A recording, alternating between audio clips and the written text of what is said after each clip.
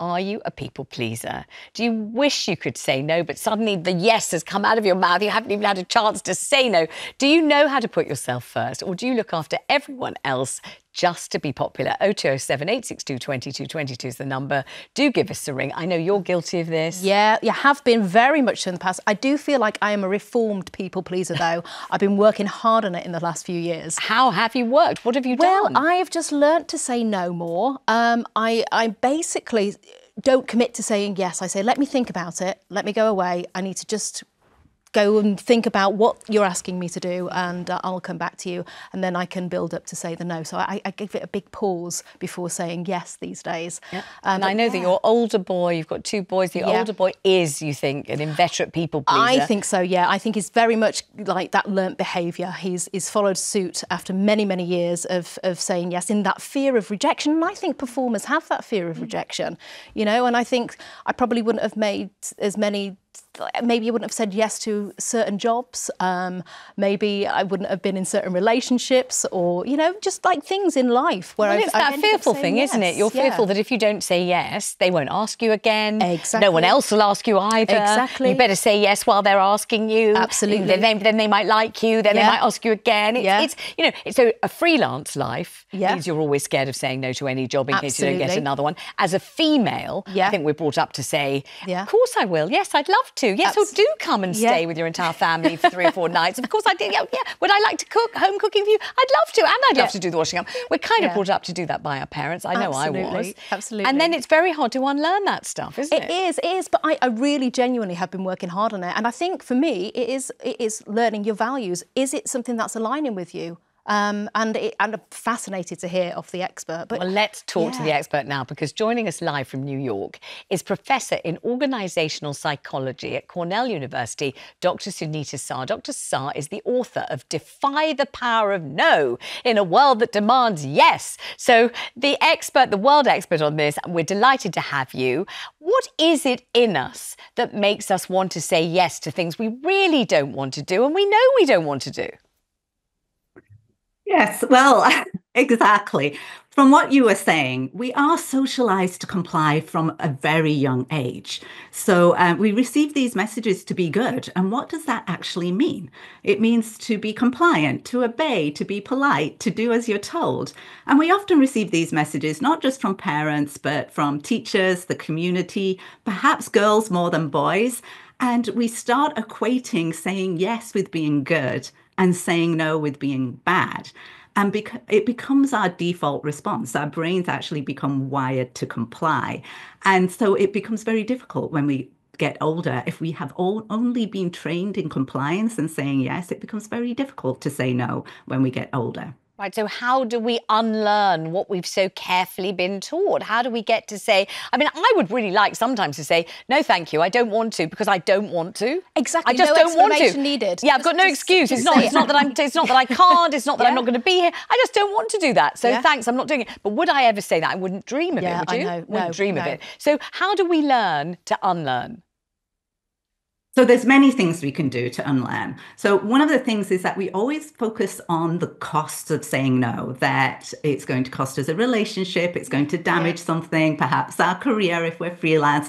And so we focus so much on that aspect that we're going to upset someone, but we don't focus as much on the costs of saying yes.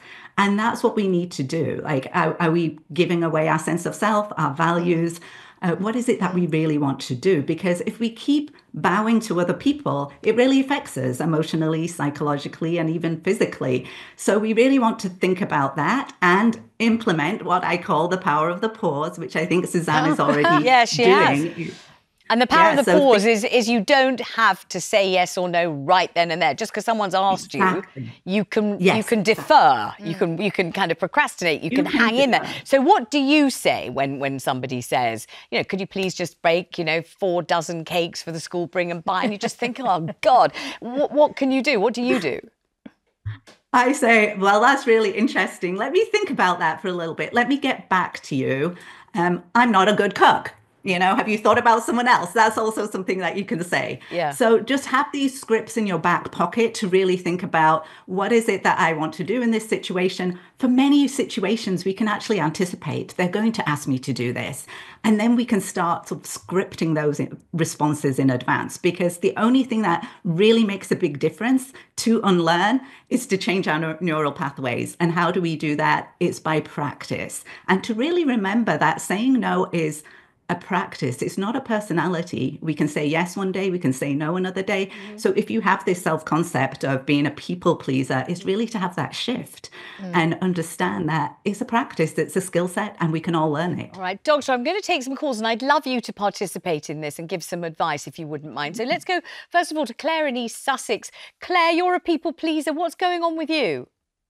Hello, Vanessa. Great. I love your show, by the way. Oh, that's nice of you yes, to I've say. I've been a people pleaser for quite a few years, and my daughter now, she's in her 30s, but she's actually inherited it. She's a people pleaser. Now, I've gone to my husband tells me off because I've actually gone to the point of making up lies to get out of people pleasing, and he says, "Why didn't you just say no?" And I've made my own sort of like little.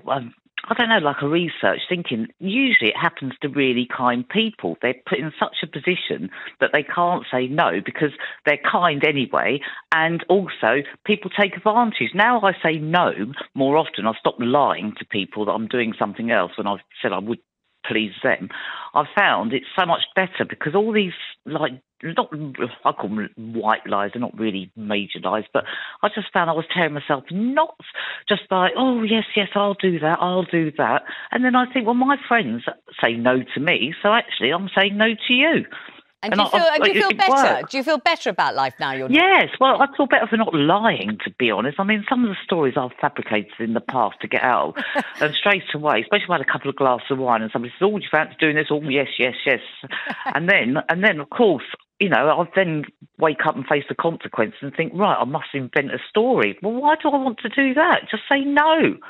And my daughter's a real people pleaser. It's learnt behaviour. I actually truly believe that it is. My husband's not. He'll just say, no. And my son's not. He'll say, nope, not doing that. Whereas me, oh, yes, all right then. And then, you know, let's bring Dr. Sah back in to see what she has to say about this. So Claire's daughter has inherited the gene, obviously, where, you know, she says yes, of course, and is just trying to be adored and loved by everyone, which I totally understand. But Claire's somehow growing out of it all, isn't she? Well, I think like if we start practicing and really thinking about those costs of saying no, we can develop, if you want to call it a trait, but it really is a skill set. So really shifting our mindset to think about what it means to say yes, what it means to say no. What is your true yes? If you're saying yes, that's not really a yes. It could damage the relationships in any case. You know, if you're not turning up as your best self, you're not turning up as your authentic self. And as the caller was saying, that once we learn how to say no, we actually have a more joyful life. It's more authentic and it's more honest. So it's a really important skill and a necessary skill for us to learn. And it's not just for the brave people or extraordinary people. It's available and it's necessary for all of us. All right, Doctor, I'm going to go to Kathleen in Hertfordshire. Kathleen, you're doing it. You do it the whole time, apparently. Yeah, every second of the day. Oh. Tell me the most recent things you've done that you didn't really want to do but have done anyway. Oh, God, I wouldn't know where to begin. Well, it starts off from a very young age. From school days, I would say, and I'm nearly 70 years old now, so I guess it's been carrying it through since the day I was 16, to be honest with you. I could never say no then. You know, like people would go, oh, could you... It started off like, oh, could you borrow me something? Oh, yes, even though I didn't have a lot myself, I'd give them everything. I'd give them half of what I had, and I'd do without myself, just to see a smile on their face. And now you're nearly 70. You don't think it's about time you snapped out of it, or you found another answer to give rather than just yes? I wouldn't know where to begin. This is my main problem. I don't know where to begin to say no. Well, Suzanne will tell you. The power of the pause is just phenomenal. It's a real breakthrough. It's been a game changer for me. It's just to say, oh, let me have a think. I've not got my diary, or I just need a moment. I can't answer you now. I'll get back to you. It just gives you that moment to just break away, to go, right, what can I say now? Absolutely. And when you get back, you say, oh, I did have a look. I'm so sorry. Yeah. Can't manage it. You don't have to give the reason. They're not entitled to a reason about your life. They're not. You don't have to give them explanations of any kind. Good luck with it, Kathleen. Let's quickly go to Catherine in London. Catherine, things have changed with you since you got the change of life or the menopause. What's happened? Well, good afternoon. Yes, when I turned 60 and I realised, thank God, I've gone through the menopause, I started looking at my own behaviour and thinking, when am I saying no when I mean yes, and vice versa? Right. So I started to realise that actually I have to be authentic. And even though at times it does feel painful to actually change one's way of being, I feel a much better person within myself, and I feel I'm being true to myself. However, you do realise that you lose a lot of people in your life when you say, well, actually that really doesn't suit me, or no, I'd prefer not to go along and do that. And people don't like it. It's really, in a way, it's a wake-up call to myself and to other people. You really find out when you're authentic who the authentic people are in your life as well, if you know what I mean. What are the things, give me an example of something you said no to that you wouldn't have said no to before. What kinds of things are you saying, no, I don't want to do that? Well, for example, last year I was celebrating my birthday and my son was coming from abroad to celebrate it with me. And these people, who I don't know that well, wanted me to go and celebrate my birthday with them. And I said, no, I really don't want to do that. I'm celebrating with my son, Gabriel, when he comes, and I don't want to go and celebrate my birthday again after that, you know. I can't believe you actually said, I don't want to. That's good. No, I said, I really don't that. want to celebrate it a second Yeah. time. You know, I'm celebrating with the person who means most to me, and I'm not really into celebrating my birthday much anyway. Yeah. But the backlash of that was awful, and they were backbiting about me behind, and I didn't hardly know these people very well at all. And I think that was my first real decisive moment when I said no to something that I genuinely didn't want to do. As I think a few years before, to please those people, I would have said yes, and I'd have gone out and had dinner when I actually didn't really want to. So this time, it worked for me because I felt good about myself. However, I'm still mindful of not wanting to hurt somebody else's feelings. The whole thing, isn't it? We just that delicate balance. Thank you so much. Thanks to Catherine. Thanks to Dr. Sah, and for all your calls on this one.